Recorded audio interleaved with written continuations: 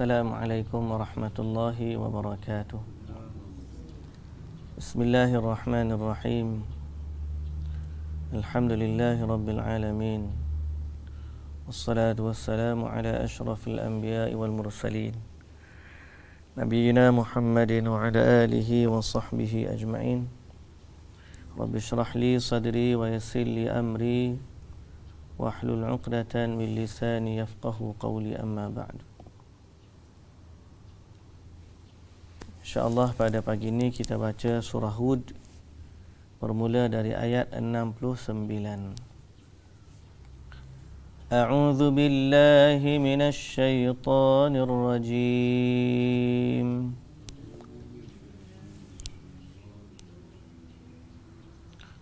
Bismillahirrahmanirrahim.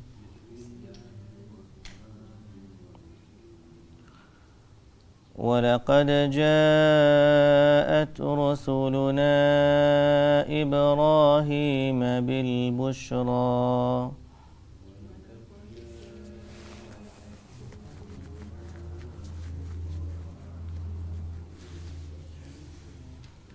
قَالُوا سَلَامًا قَالَ سَلَامٌ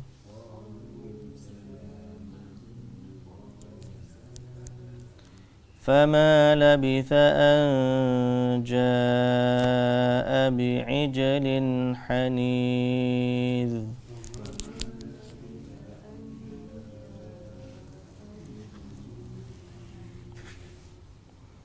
فلما رأى أيديهم لا تصل إليه نكرهم وأوجس منهم خيفة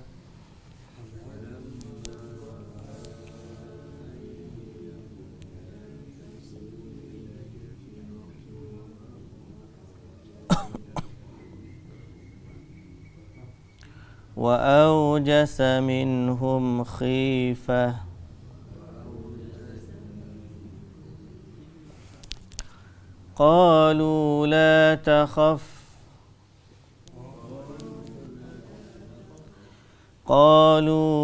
تخف إنا أرسلنا إلى قوم لوط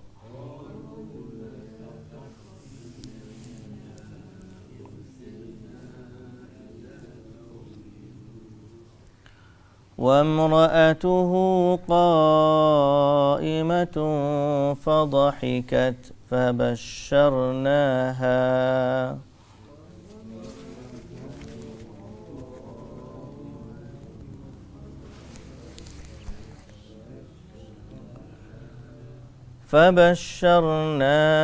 بإسحاق ومن وراء إسحاق يعقوب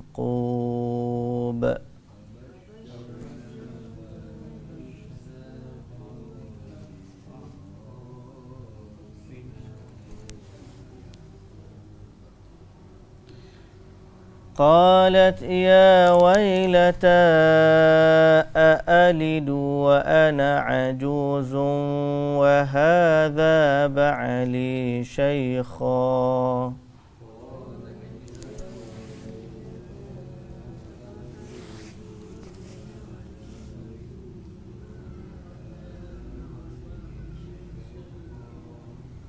إن هذا لشيء عجيب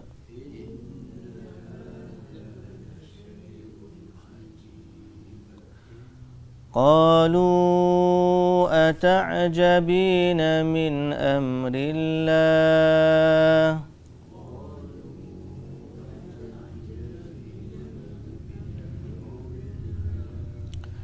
رحمة الله وبركاته عليكم أهل البيت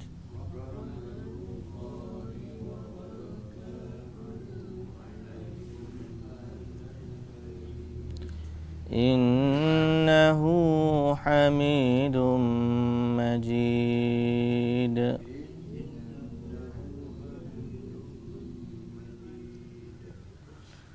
فلما ذهب عن إبراهيم الروع وجاءته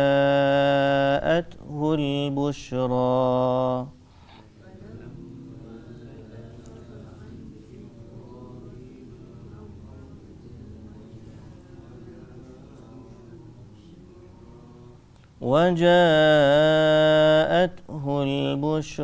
يجادلنا في قوم لوط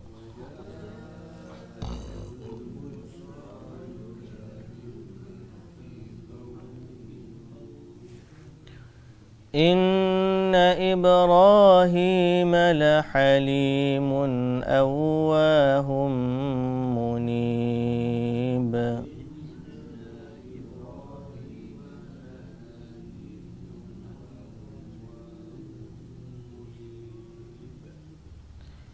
يا إبراهيم أعرض عن هذا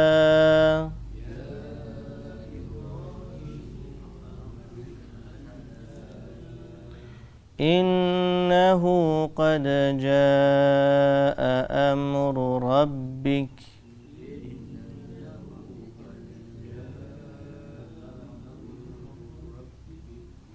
وإنهم آتيهم عذاب غير مردود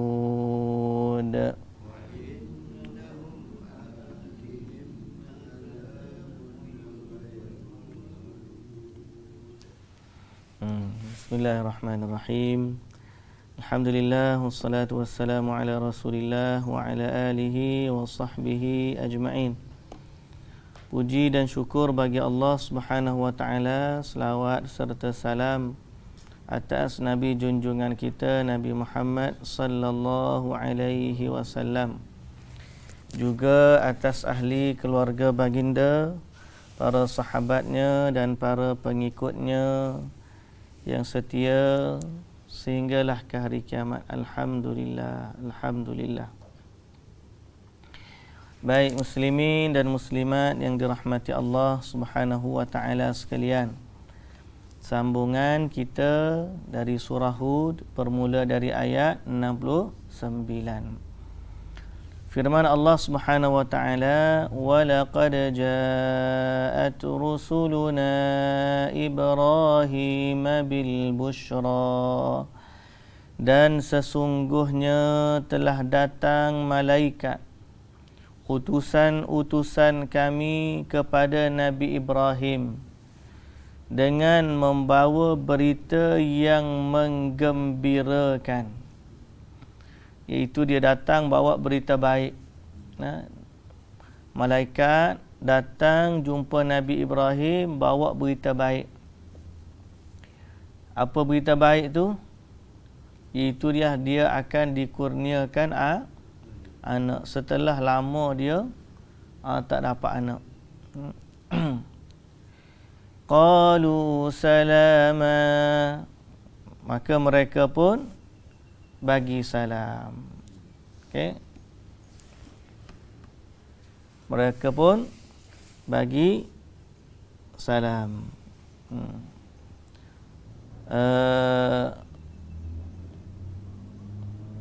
Berita gembira, berita qalu salaman, qala salam, iaitulah mereka jawab salaman dan Nabi Ibrahim pun jawab salam.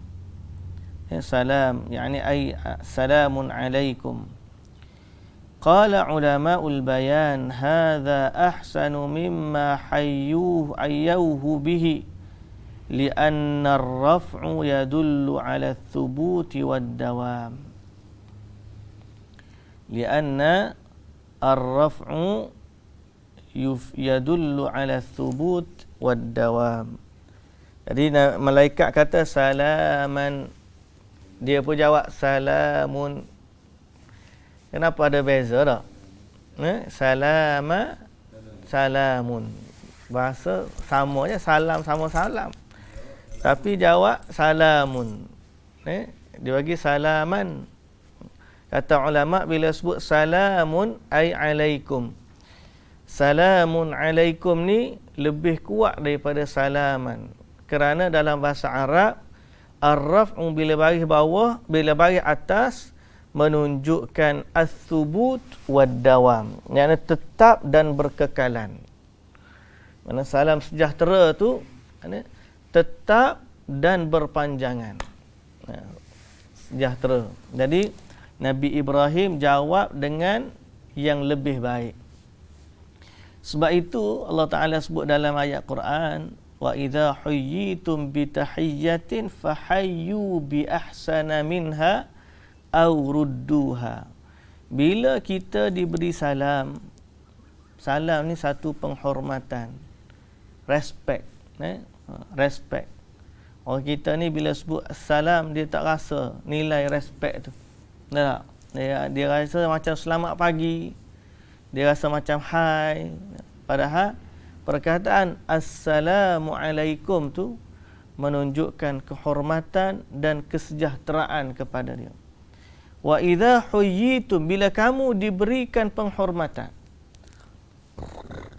bi tahiyyatin, dengan satu lafaz penghormatan. Tahiyyah.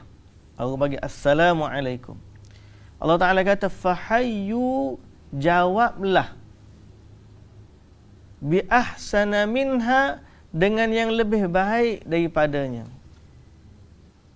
Au rudduha, ataupun sekurang-kurangnya balas sebagaimana dia bagi tahu. Lepas tu bila kita sebut assalamualaikum, aku pun jawab waalaikumsalam. Bila orang jawab assalamualaikum warahmatullah, kita pun kena jawab waalaikumsalam warahmatullah. Tu paling minimal. Tapi kalau sebaiknya, kita lebih lagi daripada dia. Bila dia assalamualaikum, kita waalaikumsalam warahmatullah. Kalau dia assalamualaikum warahmatullah, waalaikumsalam warahmatullahi wabarakatuh, kita bagi yang lebih baik daripada dia. Dan Nabi Ibrahim AS jawab kepada malaikat lebih baik daripadanya. Malaikat bagi salama, bagi atas. Dia bagi salamun, iaitu bagi depan. Ulama sebut dia menunjukkan ke as-subut, tetap dan berkekalan. Lepas tu kita assalamualaikum. Assalamualaikum. Baik. Fama labitha an jaa bi'ijlin hanidh. Maka tidak berapa lama, sekejap aja dia duduk. Dia duduk, Nabi Ibrahim ni tak lama, bukan kata dia nunggu lama. Fama labitha, tidak berapa lama selepas itu. Faja'a bi'ijlin anja'a bi'ijlin hanidh. Dia membawa jamuan untuk mereka, seekor anak lembu yang dipanggang. Jadi Nabi Ibrahim ni hormat tetamu dia. Bila datang je rumah dia, sembelih lembu. Sembelih lembu, masak, dia panggil ijlin hanidh. Hanidh ni, kalau kita masak hanidh ni, dia masuk di dalam bekas besi ke aluminium ke, hak kita lah.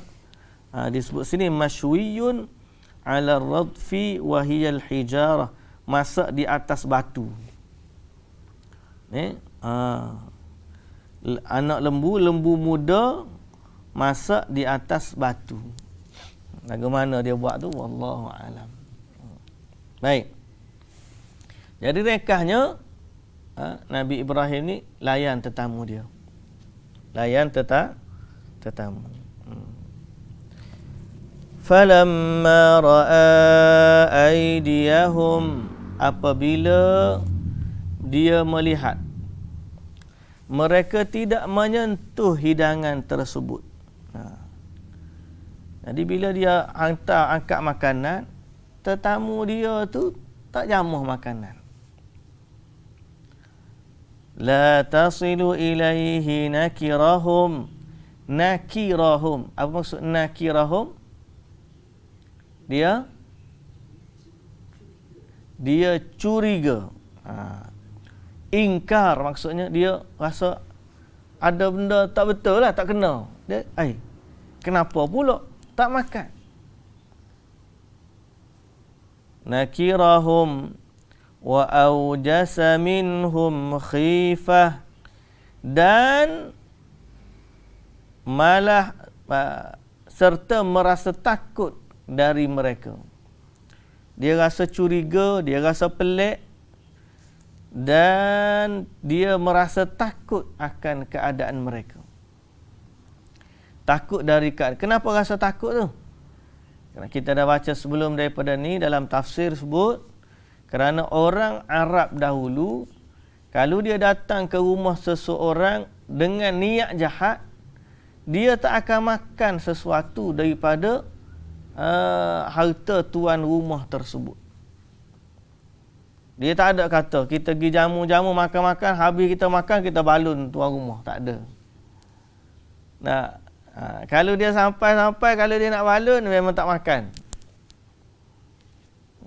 Orang lah ni bantai, makan-makan dulu, habis tu nikmat habis, bantai. Allahu akbar. Okey.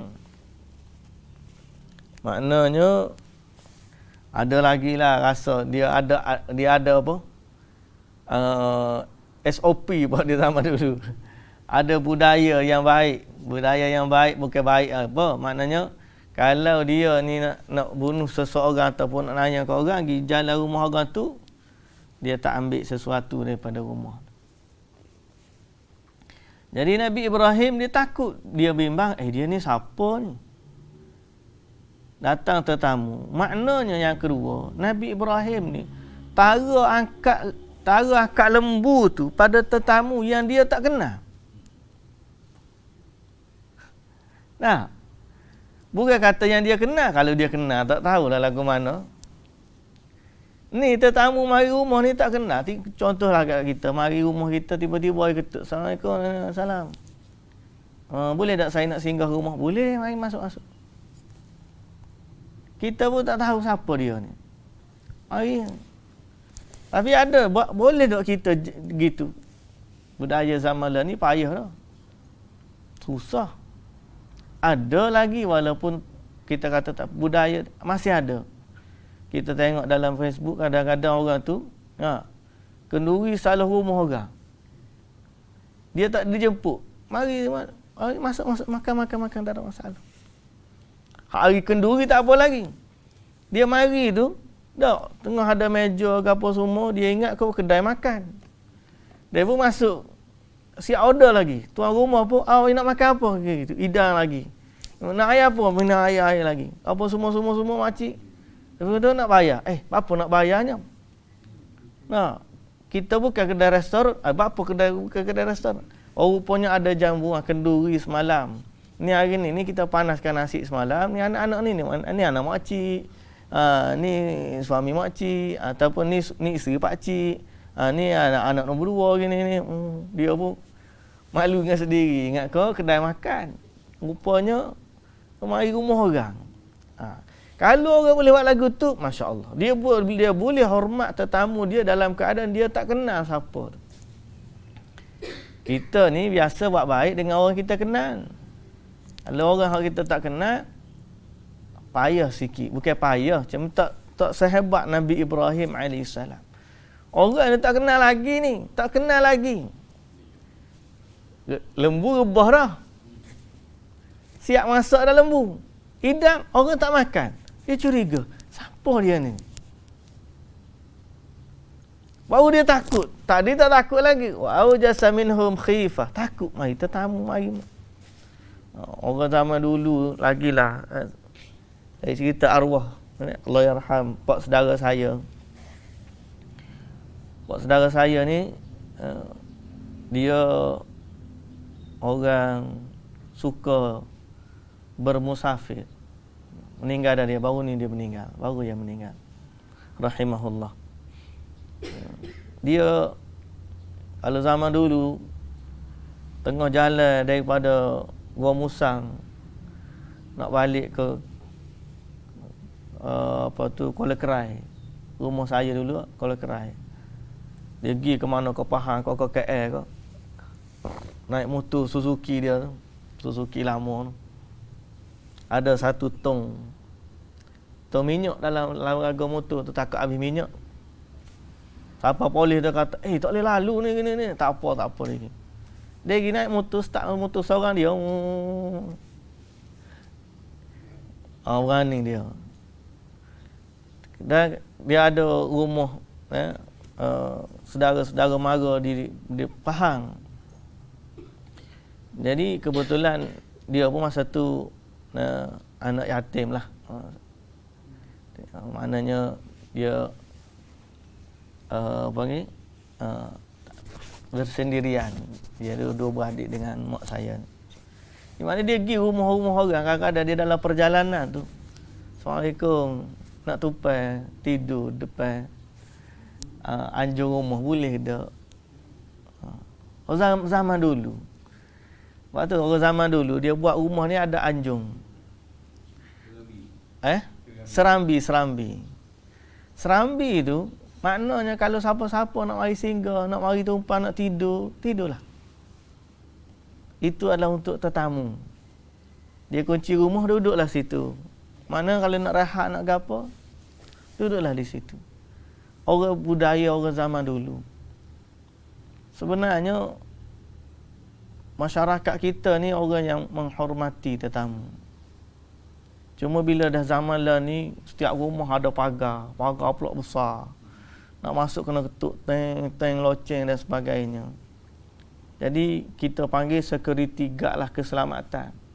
Tapi dalam bab yang lain, maka kita telah menyekat sedikit daripada budaya zaman dulu. Dan nak kata masyarakat tak salah juga, zaman ni macam-macam orang curi, orang macam mana. Tapi kira-kira zaman dulu lagi susah orang. Zaman dulu lagi susah. Curi pun ada. Saya ingat cerita mak saya dulu cerita, siapa rumah tok tu masuk perampok ada. Masuk perampok, bawa parang apa semua. Ada zaman dulu. Tapi dalam budaya yang sama, dalam masyarakat yang sama, masih lagi ada budaya menghormati tetamu. Orang zaman dulu jalan kaki nak gimana, sehingga nak rehat minum air tepi.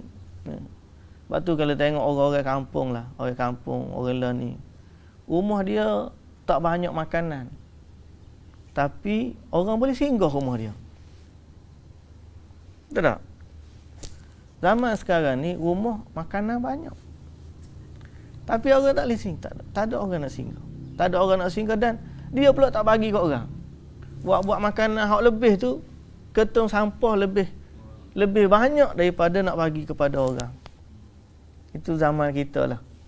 Allahu Ta'ala alam, semoga Allah mengampuni dosa-dosa kita di atas kekurangan tersebut. Okay? Tapi nak ayatnya, bagaimana budaya menghormati tetamu ni ada zaman dulu sampailah zaman sekarang. Termasuk zaman jahiliyah. Waktu jahiliyah sembah berhala pun budaya menghormati tetamu ni masih ada. Sebab tu seorang syekh di Mekah waktu musim haji, dia bagi khutbah kepada orang Arab, orang Mekah lah. Dia kata, wahai ahli Makkah, wahai ahli Mekah,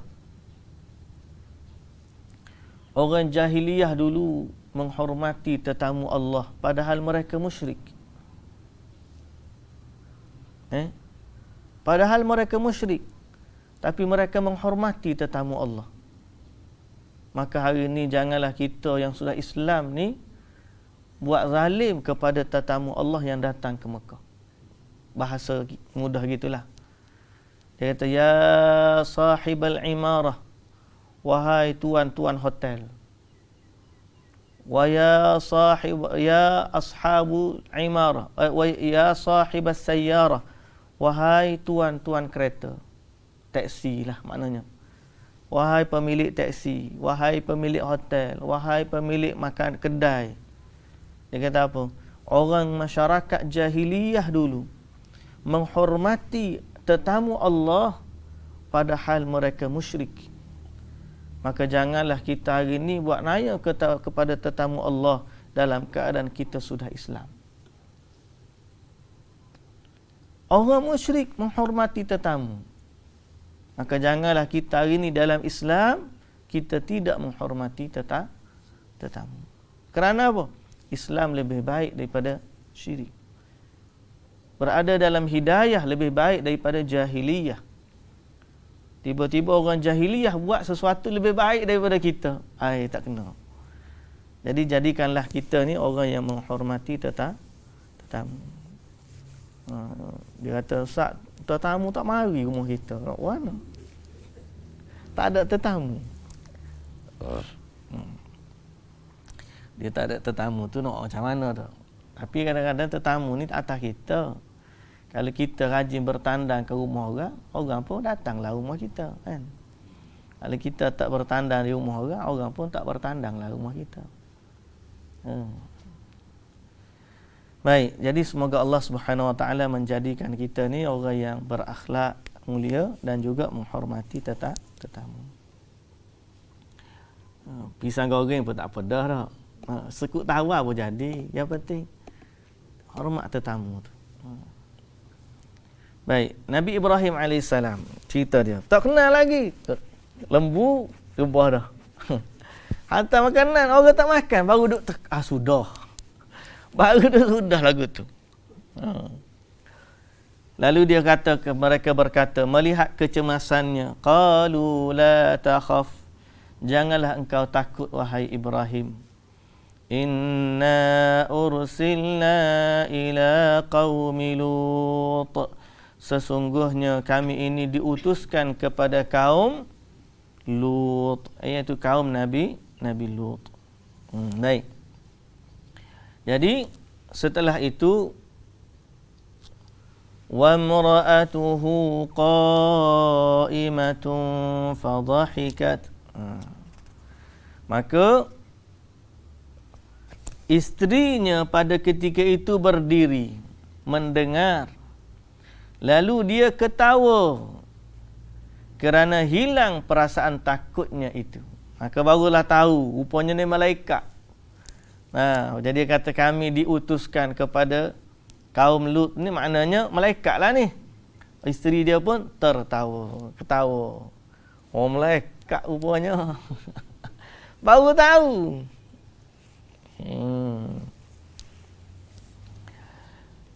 Fabashsharnaha bi Ishaq wa min wara'i Ishaq Ya'qub. Dan kami khabarkan berita gembira kepadanya bahawa dia akan mendapat seorang anak, iaitu Ishaq, dan sesudah Ishaq dia pula akan mendapat seorang cucu, iaitu Ya'qub. Sesudah Ishaq dapat pula Ya'qub. Baik. Jadi itu dipanggil Abul Anbiya. Semua ni nabi-nabi belaka. Belah Siti Hajar pun jadi nabi, belah Sarah pun jadi nabi. Hak sebelah sini Nabi Ismail, hak sebelah sini Nabi Ishaq. Daripada keturunan Ishaq keluarnya Nabi Ya'qub. Keturunan Ya'qub keluar lagi Bani Israel. Dan nabi-nabi Bani Israel datang dari keturunan Nabi Ibrahim alaihi salam. Baik. Qalat ya wailata. Isterinya pun berkata, sungguh ajaib keadaanku. Pelik ni. Aalidu wa ana ajuzun wa hadha ba'li syaikha. Apakah aku akan mendapat anak padahal aku sudah tua? Aku tua dah ni. Ya, kau nak boleh anak ni? Dah. Wa hadza ba'li syaikha. Dan suamiku juga sudah tua. Aku tua dah ni, suami aku pun tua. Okey, boleh anak lagi kan ni? Ha. Ha. Ada setengah tu marah kalau lagu ni. Aku muda lagi. Allah yang tuanya. Tak, dia kata apa?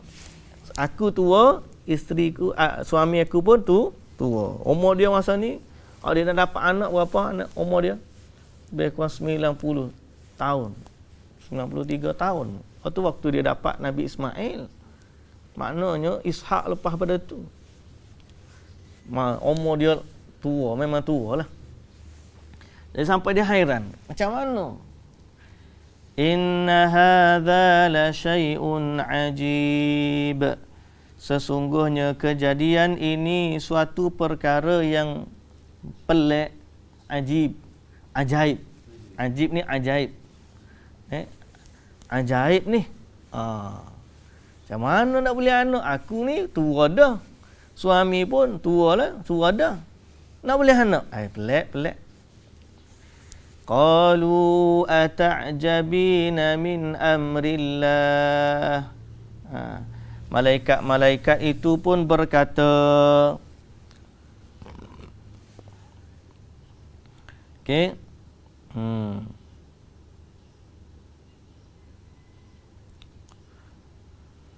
Malaikat itu berkata, kita flashback sikit. Dalam tafsir ni ada juga disebut bila malaikat fadhahikat, dia tertawa. Sarah ni tertawa. Tertawa ni boleh pertama sebab ni malaikat. Yang kedua disebut dalam tafsir juga, dia tertawa kerana datang berita gembira kepadanya dengan kebinasaan kaum Nabi Lut. Kerana dia tahu apa yang dilakukan oleh kaum Nabi Lut. Jadi bila sampai berita, dia kata, baguslah, seolah-olah begitulah. Allah hancurkan orang-orang yang dilaknat oleh Allah Subhanahu wa taala. Baik. Jadi kemudian lepas tu baru dikhabarkan berita gembira kepadanya. Bila tu dia kata pelik. Qalu ata'jabina min amrillah.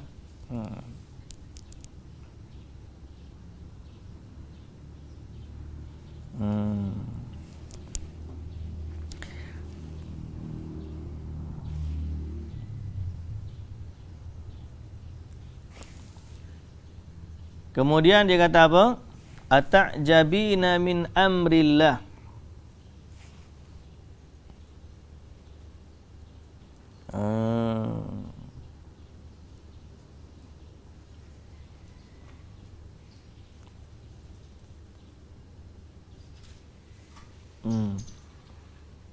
Apakah kamu rasa hairan tentang apa yang telah ditetapkan oleh Allah? Jadi nak pelik apa kalau Allah Ta'ala nak bagi? Tua pun kalau Allah nak bagi, boleh anak, tak nak masalah.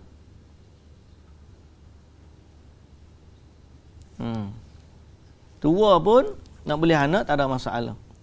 Rahmatullahi wa barakatuhu alaikum ahlal bait. Memang rahmat Allah dan berkatnya melimpah-limpah kepada kamu, wahai ahli rumah ini. Wahai ahli rumah ini. Wa hiya huwal hamidu fi jami'i af'alihi wa aqwalihi, mahmudun mumajjadun fi sifatihi. Innahu hamidun majid. Sesungguhnya Allah Maha terpuji lagi Maha melimpah kebaikan dan kemurahannya. Jadi Allah limpahkan kepada Nabi Ibrahim alaihissalam serta ahli keluarganya dengan rahmat dan keberkatan. Dengan rahmat dan keberkatan. Kalulah Allah Ta'ala bagi kat rumah kita pun lagu ni juga, alhamdulillah. Tak? kita pun mengharapkan rahmat dan keberkatan. Dalam hidup ni, yang ni lah yang paling berharga. Harta banyak, kalau tak ada rahmat dan keberkatan, tak ada makna juga. Ada orang harta banyak tapi hidup tak tenang. Keluarga porak-poranda. Betul tak? Anak berantakan. Harta ada. Tapi ada orang harta tak ada. Fakir, biasalah. Tapi alhamdulillah hidup dia bahagia. Makan dia pun cukup. Anak-anak dia pun ada dengan dia, dengan kata baik, budi pekerti, sopan santun, rahmat dan keberkatan. Cuma nak dapat tu macam mana? Cerita tu nak belaka. Semua kita nak. Tapi nak dapatkan tu macam mana? Pertama, kita kena iktiraf bahawa yang ni datang dari Allah. Dia tak datang nak pergi cari di mana? Kat kedai dengan ustaz, dengan pemimpin, tak ada.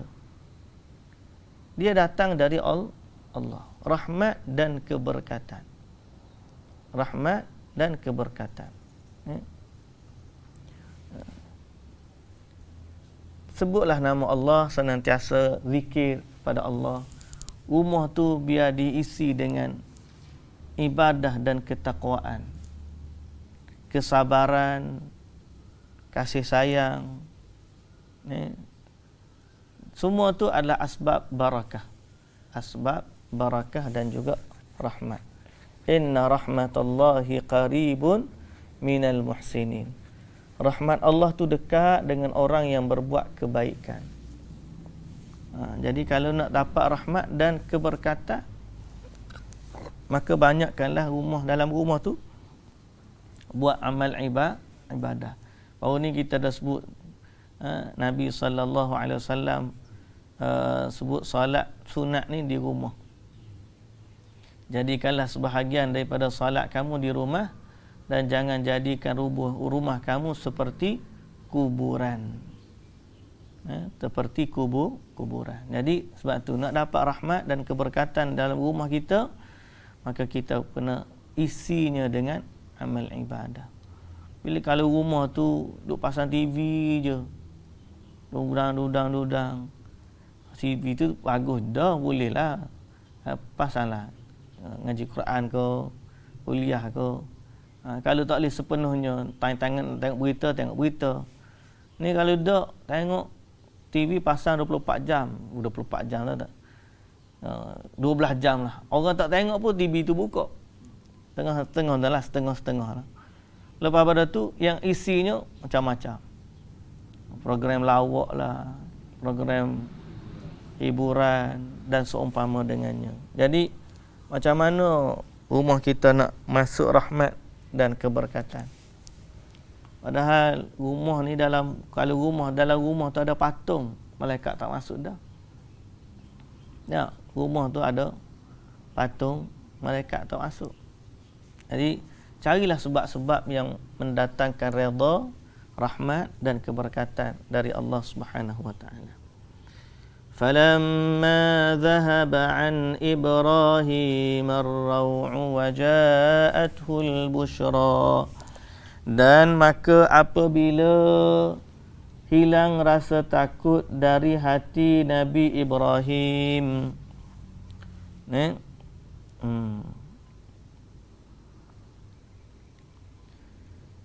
perasaan takut dari hati Nabi Ibrahim alaihi salam. Waja'athul busyra, dan sampai kepadanya berita yang menggembirakan itu. Yujadiluna fi qaumi Lut, dia membantah utusan-utusan kami tentang azab yang akan menimpa kaum Nabi Lut. Bantah, yujadiluna di sini maknanya dia argue. Bukan bantah tu dia engkar, tak. Tulis itu apa? Berdebat. Dia argue. Dia debat. Macam mana nak azab ni? Di mana qala lahum atuhlikuna qaryatan fiha 300 mu'min. Dia kata apakah kamu nak membinasakan satu kampung yang ada padanya 300 orang mukmin? Tak. 200 mukmin? Tak juga. 40 orang mukmin? Tak juga. Ni. Kalau 200, 300 orang mukmin pun kamu tak akan azab kaum tu. 200 orang mukmin pun kamu tak akan azab. 40 orang mukmin dalam kampung tu kamu tak azab. Sehingga sampai 5, lalu dia kata ara'aitum in kana fiha rajulun muslimun wahidun atuhlikunaha. Kalau ada satu orang muslim mukmin pun dalam tu, apakah kamu akan binasakan dia? Maknanya azab Allah ni tidak akan menimpa selama mana orang mukmin tu masih ada. Kan? Jadi dia tanya, macam mana kamu nak binasakan kaum tu? Bukankah di dalamnya ada lagi orang beriman? Itu debatnya Nabi Ibrahim alaihi salam. Lalu inna Ibrahim la halimun awwahum munib. Sesungguhnya Nabi Ibrahim itu penyabar. Halim ni bukan sekat sabar, kita panggil halim ni sopan santun, penyantun. Situ tulis apa? Penyantun. Awahun disebut lembut hati atau bertimbang rasa. Situ lembut hati. Munib lagi suka kembali kepada Allah dengan mengerjakan amal bakti. Jadi Allah puji Nabi Ibrahim AS. Sebab apa dia argue tu? Bukan sebab dia ni mengingkari perintah Allah, tidak. Dia argue tu sebab Nabi Ibrahim ni orang yang penyantun. Kalau boleh janganlah azab lagi. Seolah-olah gitulah. Kenapa nak azab? Bukankah masih dia ada di dalamnya orang yang beriman? Tapi malaikat pun jawab kepadanya, malaikat kata, ya Ibrahim a'rid an hadha. Wahai Ibrahim, janganlah kamu menentang ataupun janganlah kamu a'rid an hadha. Tak payahlah cerita macam ni. Tak payah. Pasal apa? Malaikat ni dia kata innahu qad jaa'a amru rabbik. Ini telah diputuskan oleh Allah. Allah dah tentukan, Allah akan hukum mereka. Tak ada lagi kata nanti dulu ke apa semua sekali. Allah dah putuskan bahawa Allah akan menghukum kaum Nabi Lut. Jadi janganlah kamu tanya lagi, jangan kamu debat lagi. Innahu qad jaa'a amru rabbik wa innahum atihim azabun ghairu mardud. Dan sesungguhnya mereka akan didatangi azab yang tidak akan dapat ditolak oleh bantahan ataupun doa permohonan. Jadi apa yang berlaku, malaikat ni terimalah argue Nabi Ibrahim tu betul, bahawa dia tidak akan mengazab orang yang satu kaum yang di dalamnya ada orang beriman, tetapi mereka akan keluarkan Nabi Lut bersama orang-orang yang beriman daripada kampung tersebut, dan di saat itulah Allah Ta'ala akan timpakan azab ke atas mereka. Jadi ini kisah Nabi Ibrahim AS. Cerita yang sama, itulah nak bawa kepada kesudahan orang yang ingkar kepada Allah adalah mereka diazab oleh Allah Subhanahu wa Ta'ala. Dalam masa yang sama menceritakan sifat Nabi Ibrahim alaihissalam, orang yang penyantun, orang yang lembut hati, dan orang yang banyak kembali kepada Allah Subhanahu wa taala. Kalau kita ni kumpulkan sifat-sifat para nabi yang disebut dalam Quran, indahnya Islam. Kita lah. Cuma masalahnya, semalam saya dengar satu video Dr. Sa'id Ramadan Al-Buti. Dia kata kita ni tahalli dengan takhalli. Tahalli ni kita nak menghiaskan diri kita dengan perkara yang zahir, akhlak yang zahir, baik dengan orang, senyum, buat baik. Itu mudah, dia kata.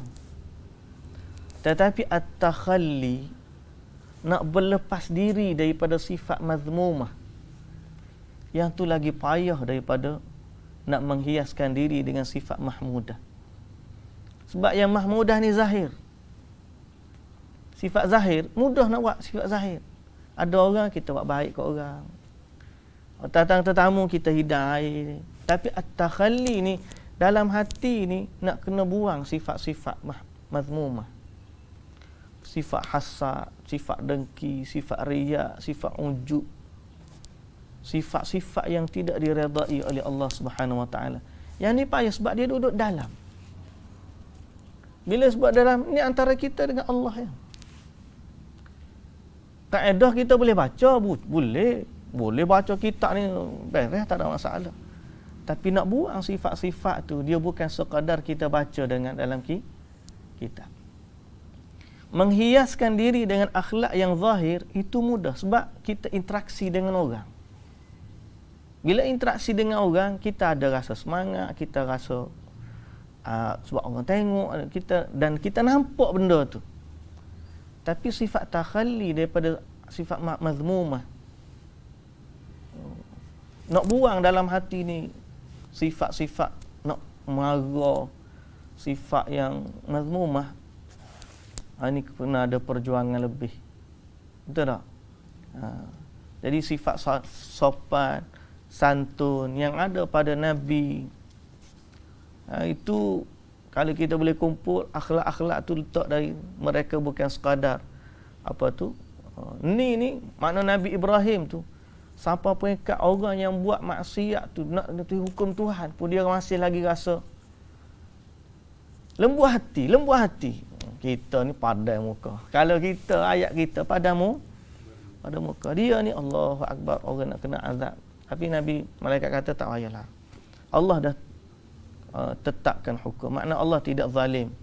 Allah ni tidak zalim. Allah dah tetapkan hukum bahawa mereka akan diazab dan kami akan keluarkan daripada kaum tersebut, kampung tersebut, orang-orang yang beriman dengan Nabi Lut alaihissalam. Kemudian timpalah azab Allah ke atas mereka. Baik, insya-Allah besok kita sambung cerita Nabi Lut. Wallahu taala alam. Subhanakallahumma wa bihamdika asyhadu an la ilaha illa anta astaghfiruka wa atubu ilaik. Assalamualaikum warahmatullahi wabarakatuh.